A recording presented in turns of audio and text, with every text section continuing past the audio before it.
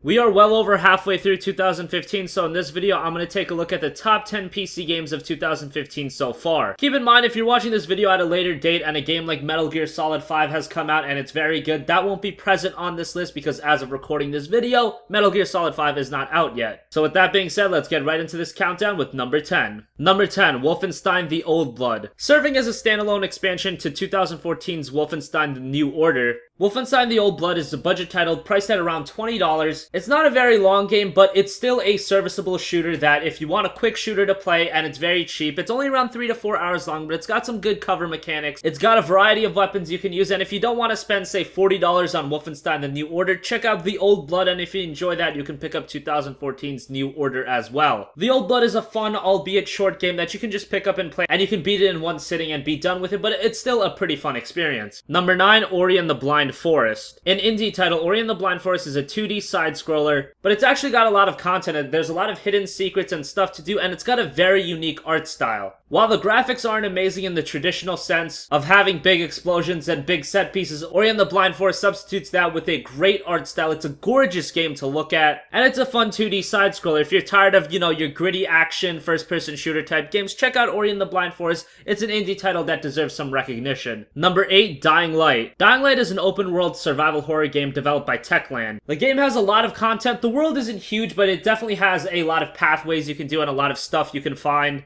The gameplay is really good, and probably the best part about this game is the visuals. Especially on PC, the game was a really good port, and if you have the kind of rig that can max this game out, expect it to look really damn good. Dying Light also has a lot of great parkour gameplay where you're jumping from rooftop to rooftops, avoiding zombies. The gunplay wasn't the best, but all around, Dying Light was a fun survival horror game, although it's not too scary, but if you're a fan of zombie games, check it out. Number 7, Life is Strange. Life is Strange is an episodic adventure game similar to that of the Walking Dead Telltale games. The game features some cool time rewinding elements, and while only 3 episodes are out, the 3 episodes give you quite a good story, and I expect episodes 4 and 5 to follow in suit when they release later this year. There's not a lot of gameplay mechanics to these episodic adventure games, but if you're looking to get into a good story, a gripping story with a lot of twists and turns, check out Life is Strange. Like I said, only 3 episodes are currently out. Episode 4 is expected in the next couple of weeks, and episode 5 should be out before the end of the year. Check out Life is Strange if you're looking for a story-driven game. Number 6, Rocket League. I think everybody at this point knows what Rocket League's all about. It's a hybrid of a soccer game and a racing game, and it's really the most absurd concept I've ever heard. And if you've never heard of Rocket League, you probably think that sounds like the dumbest game ever, but it's one of the most fun multiplayer games I've ever played. Rocket League is the kind of game you definitely want to play with a couple of friends. If you're playing by yourself on online games, it's not as fun.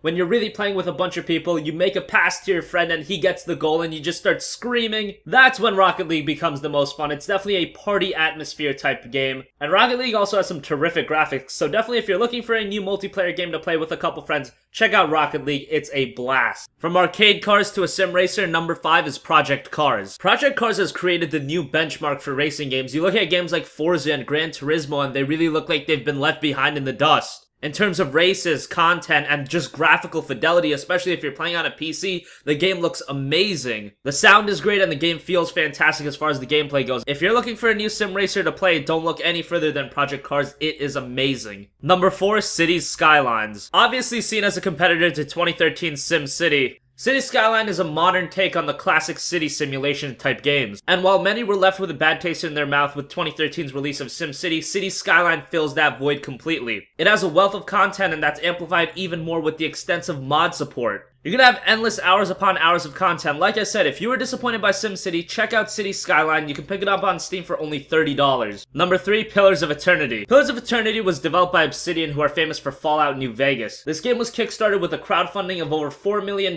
making it the most successful kickstarted game at that time. Pillars of Eternity is seen as a spiritual successor to games like Baldur's Gate and old school classic RPGs. And if you're a fan of games like Baldur's Gate, Pillars of Eternity is a complete love letter to you guys. Although not a graphical behemoth, Pillars of Eternity features an old school style, featuring all the kind of gameplay you would expect from those old school RPGs, but modernized to also let new players enjoy the game as well. It's got a lot of content, and there's reason to go back and play the game multiple times with different classes you can play as. Pillars of Eternity is one of the best RPGs so far in 2015. Number 2, Grand Theft Auto 5. Now yes, Grand Theft Auto 5 at this point is almost 2 years old. The game had already come out on Xbox 360 and PlayStation 3, and then the game came out on PlayStation 4 and Xbox One, and us PC gamers were left waiting waiting. But when PC gamers finally got their hands on Grand Theft Auto 5, the wait was worth it. Grand Theft Auto 5 on PC is by far the definitive version of the game. But unlike Grand Theft Auto 4, Rockstar completely knocked it out of the park with the port for Grand Theft Auto 5. There were so many different settings you could adjust to get the perfect experience for you, and the game ran like a champ. If you had the rig to run in maxed out 60 frames per second, it looked amazing. And outside of that, everybody already knows how amazing of a game Grand Theft Auto 5 is, and on PC, the greatness of Grand Theft Auto 5 was just amplified tenfold. If you've already checked out Grand Theft Auto 5 on the PlayStation 3 or the Xbox 360, check it out again on PC. I'm telling you guys, it's totally worth the money. And finally, number one, which should come as a shock to no one, The Witcher 3 Wild Hunt. I've already said my piece on Witcher 3 in so many of my videos, but let's go over it again. What I consider The Witcher 3 is the perfect single-player experience. It's got a gigantic world to explore with so much content, nearly 200 hours of content. The story is amazing, the graphics is amazing. This is what every single-player RPG should aspire to be. On top of that, CD Projekt Red nailed the port. If you got a nice PC to run this game, the game looks absolutely gorgeous, and it's the final chapter of Geralt of Rivia's tale. If you guys don't want to spend $60 on Witcher 3, maybe check out Witcher 2 first, because Witcher 2 is also amazing, and then play Witcher 3. But it isn't a complete necessity to have prior knowledge of the Witcher games to play Witcher 3. You can jump in it blind and still get a really enjoyable experience out of the story. Witcher 3 is just amazing in all facets of a single-player game. It's the perfect single-player game, and Witcher 3 is the definitive kind of RPG, an RPG that's going to be remembered as one of those elite kind of games that only come out once or twice a year. So as always, guys, thanks for watching this video. Do you agree with my list? Do you disagree? Do you think I completely missed a game? Do you think I overrated a game? Do you think I underrated a game? Let me know in the comment section down below. And as always, guys, have a great day, and I'll catch you guys next time. Peace out.